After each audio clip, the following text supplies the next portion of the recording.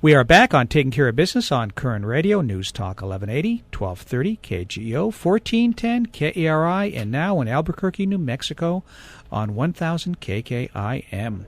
Our guest by phone is a Forbes contributor, the former head of the California Republican Party, Tom Del Beccaro.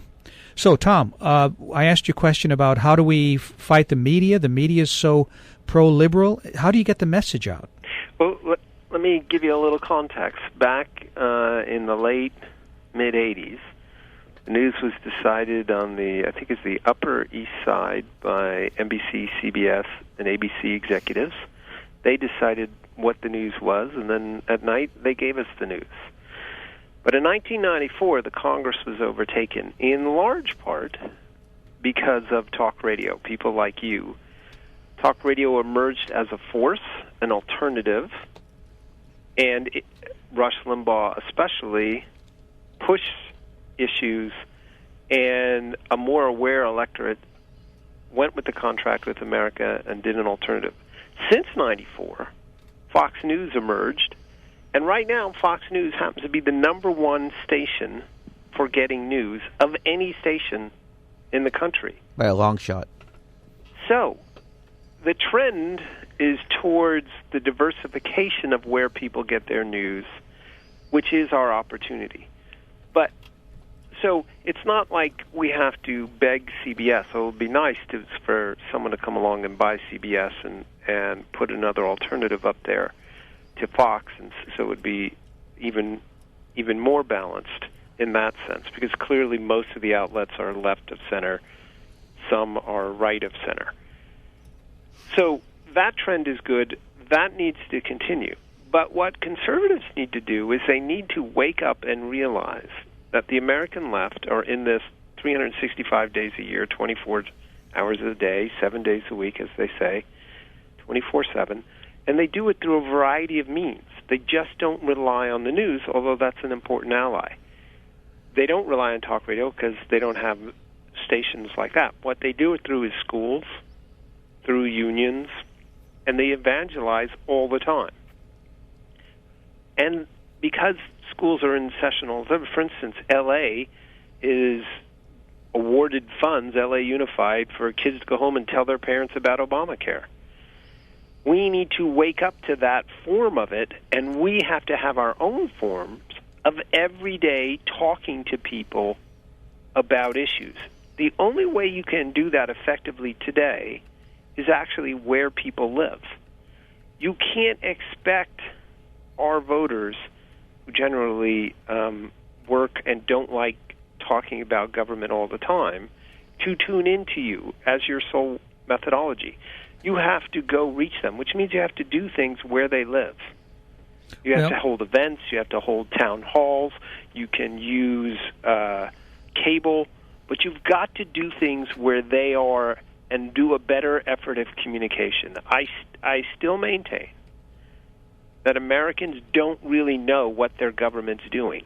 Oh, there's no question about that. Tom, let me piggyback on something there, okay? I heard you recently call the face of conservatism going forward. Dual question here. Is there a place for conservatives in the Republican Party? You know, the party was not, since Ronald Reagan, he was really the last conservative presidential candidate we've had. And, he was tolerated by the regulars in the Republican Party. He was never really embraced by them.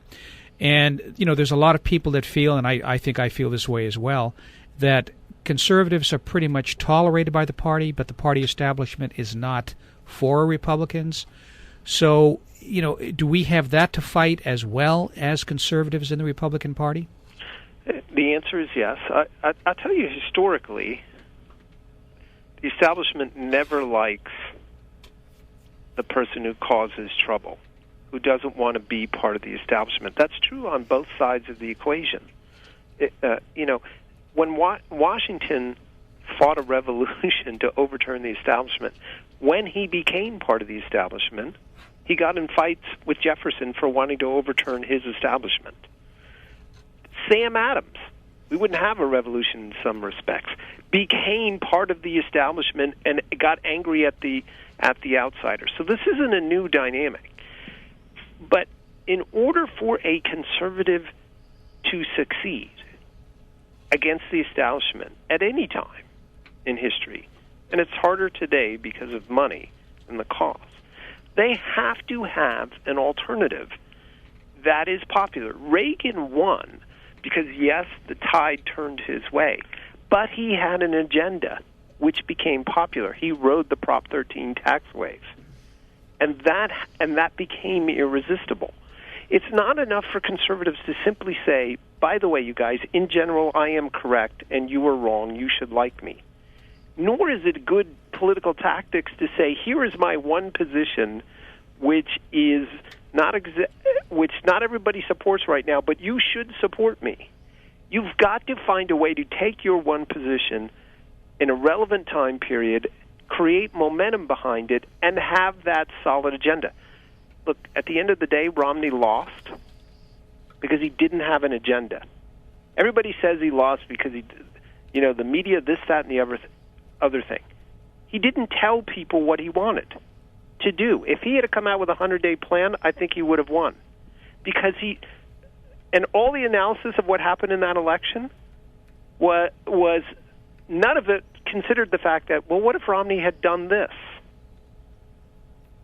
If you want to be a conservative and succeed, you need an agenda. And you need an agenda that you can get enough people behind. That exists. You need to fire people. That was Reagan's success. That was the contract with America's success. It can be done. They fired people up. We're having a conversation with the former head of the California Republican Party, Tom Del Beccaro. Tom, is a third party a reality, and is the Tea Party dead? I don't think the Tea Party is dead by any stretch. I think as government grows, and I'm writing a new book called The Divided Era, and it talks about how big government divides people. As it continues to grow, big government will anger more and more people, and I think you will see the Tea Party or something like it, or others like it, through the end of time, if our government continues to grow at this pace, and it's very hard to see it turning the other side. Because government all the time now is picking winners and losers, and the losers are the taxpayers, and so the Tea Party, I think, will be around. Will it always be as vibrant as it was? No. Will it be more vibrant in the future? It's hard to predict how many dumb things politicians are going to do going forward. Does it turn into a third party? Throughout our history and all of our very difficult periods of time, including the Civil War, later on, we have had minor third parties because they have felt that the major parties weren't doing good things. That's how Republicans came to exist. They were disgruntled Whigs who wanted something done as it related to slavery. The establishment Whigs didn't want to do too much. And then upstarts like Lincoln decided, okay, we're actually going to do things. So the likelihood of a third party is made more difficult now because of the cost of getting in elections. In California, with this top two primary system, it's virtually impossible for a third party to exist. But until the major parties do something, they will really start doing something that people like. I don't think the Democrats can possibly do that. On the Republican side, until they actually do reforms, you're going to have these outside voices. People like entitlements. Well, they do. I mean, the Democrats, as government grows larger and larger, it's going to divide people more and more, and where that division occurs normally is on the right and how to fight it. It's occurring today as we started out our discussion with unions being upset at Obamacare. So there is that opening, but it's harder. The openings, the third parties don't usually happen on the left throughout history. They happen more likely on the right as the people become disgruntled. But the more things government does, the more opportunity there is for people to oppose it, the more difficult it is for any one party to oppose them all, and that's why you have these voices. They're natural, and there's nothing wrong with them, but if Republicans don't wake up and start really doing reforms on government, they could go to the way of the Whigs. Tom, it's no longer what can you do for your country, but now it's what can the country do for me. That's the entitlement mentality, and that's where we are today. And the only way we're going to solve this is to get out the vote, and I don't know how to get the vote out. Well, look, I tell people that a political party is not unlike a Christmas party. You go to most Christmas parties, or any party you go to, is because you want to go there where you see people you like and have fun with. That's how people move to parties, political parties. Association, and they believe something's going to happen there. But there's not enough happening in the Republican Party to actually clean things up. And that's where the Tea Party exists, because they don't think the establishment is actually interested in fixing some of these problems. If they did, and they really had an agenda, remember, there was a big third-party movement before Reagan. John Anderson, independent, came out of the gate at 19%.